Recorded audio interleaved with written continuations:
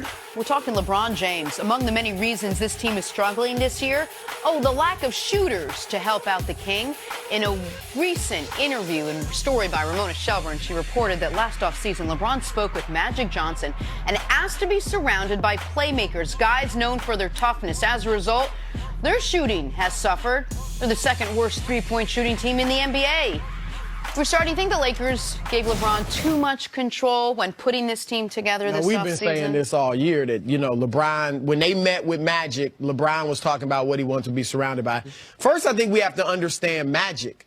Magic had a lot to say with the Lakers. He had a really great relationship with the owner, Jerry Buss, to the point where some of his teammates were a little leery of it. Like, they thought he was too close. You're talking about Magic when he was the player. When he was a player. Correct. Yes. Yeah, had a great relationship. We know he got Paul Westhead fired his second year. There's a great story about that, is that when somebody very close to the late Jerry Buss came to him and said, man, we got a huge problem. Right. Magic, you got a huge problem. Magic said he doesn't like the coach. And the late Jerry Buss said, well, that's not a big problem at all. Just get rid of the coach. We'll fire the coach. Right. And they fired him the next day, and Pat Riley's there, and showtime begins. But go ahead. Yeah, but that's Magic, okay? So, and I think a superstar should have some say. So I don't mind sitting there listening to LeBron, and I get where LeBron was coming from, okay? We tried to outshoot the Warriors in Cleveland. We couldn't, okay? When we beat them in 2016, we had... And even challenged them pretty well in 2015 without Kyrie and Kevin Love. We had the tough, game up. Right. We had tough, gritty defenders. Like you said, we mucked it up. We need some playmakers, too. I want some other guys that can make plays with me. So Magic should have taken that into consideration. And, okay, we'll go get a few of those guys. But also get some shooting. They're not mutually exclusive. And that's the thing he didn't do. I would have loved for them to keep Brook Lopez. Well, now that looks like a disaster. Oh, my God. Can you imagine how good? I mean, they tried to get Brook Lopez light in Muscala, and he's really light. I mean, we saw Channing Frye and the last 8 legs of his career be good with LeBron, a stretch 5. Brook Lopez this year, now he wasn't as good of a shooter last year as he is this year. Really this year with Milwaukee, it's opened up something entirely. And Brook Lopez was cheap. Right. It was $3.5 million. Here's the thing. To be fair on all sides of it, I clearly had underestimated how much influence LeBron had on the roster, because I had been told very specifically, and I still believe, and I almost know it to be true, LeBron did not present them, here are the names to go get. No. But what he did say has now been reported repeatedly by you, Ramona Shelburne, and others, is the archetype of player. They then came up with a list of guys they think they could get that fit that archetype, and LeBron signed off. And there was only so many guys available, too. But that's the other element. It wasn't like it was a great list. Right. It wasn't guys like a ton that you of can get cheaply on one-year deals. This Laker team would look very different if they weren't adamant about keeping max cap space. But I was against them trading for Bradley Beal during the season. He's an excellent player, because it would have prevented them from having maximum cap space this summer. So when you are building a team that is not really for this year, it's to keep flexibility for next year, there are going to be some limitations.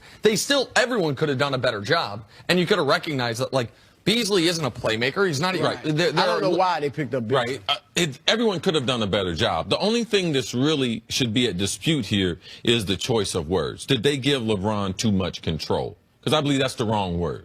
They asked LeBron. They made suggestions to LeBron as far as, what do you think? As long as you've been playing in this league, matter of fact, we haven't been to the playoffs in 5 years. Right.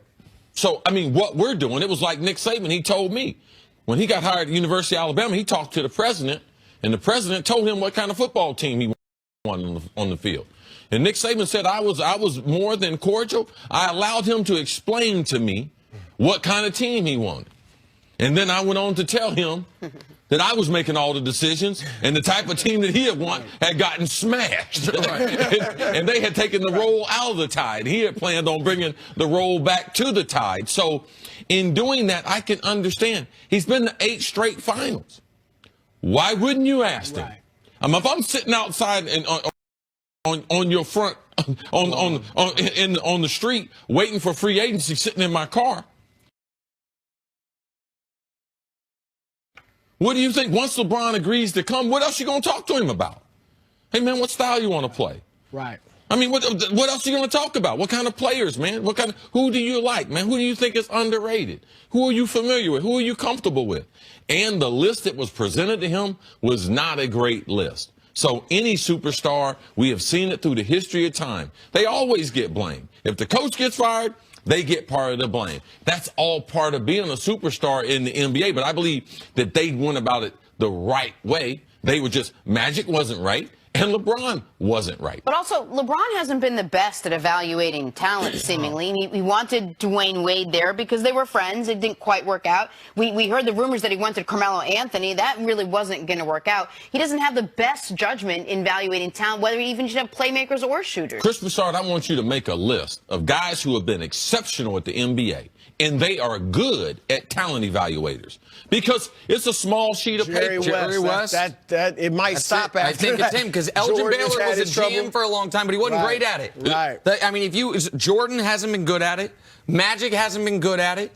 Kobe's not into the business, so we don't know. I listened to Shaq. Magic's early. I mean, it's 1 year, 1 or 2 years. So maybe it's not fair yet on Magic. But certainly Jordan and LeBron. But it is Jerry West, see.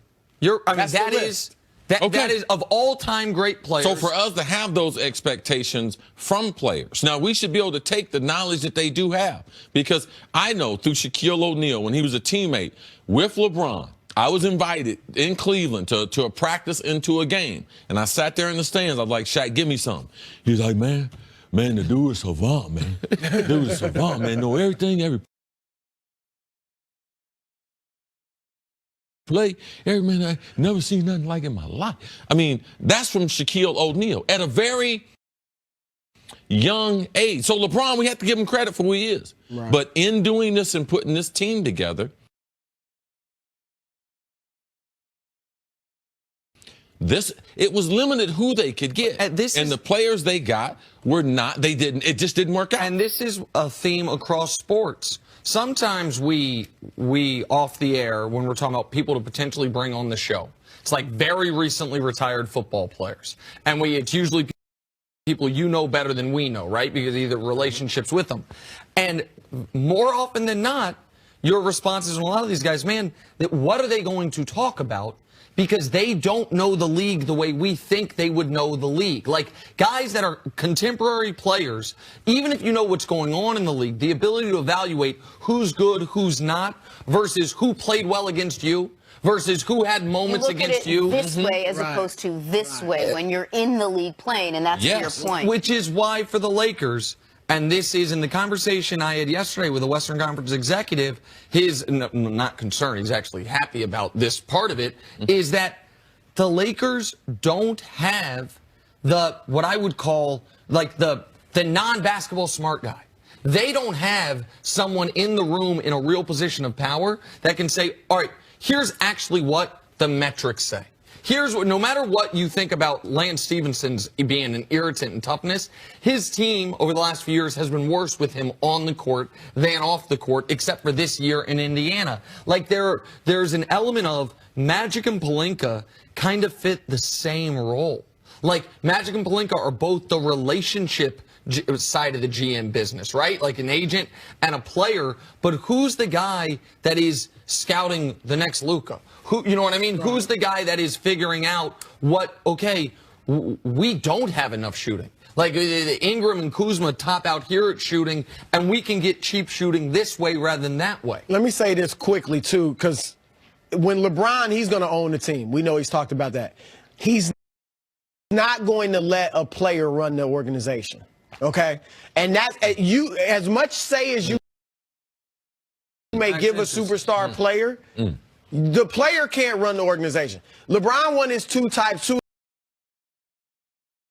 of his 3 titles in Miami, where Pat Riley had control. LeBron was a player. Now, I'll get some say from LeBron, as you said, but there has to be a hierarchy, a defined hierarchy in just about every organization. Yes. So that's important, too, for the Lakers going forward. We talk about this, and then the next thing is he's going to help pick out the next head coach. So, well, I think we had a very good idea of who the next head coach, the short list it could be.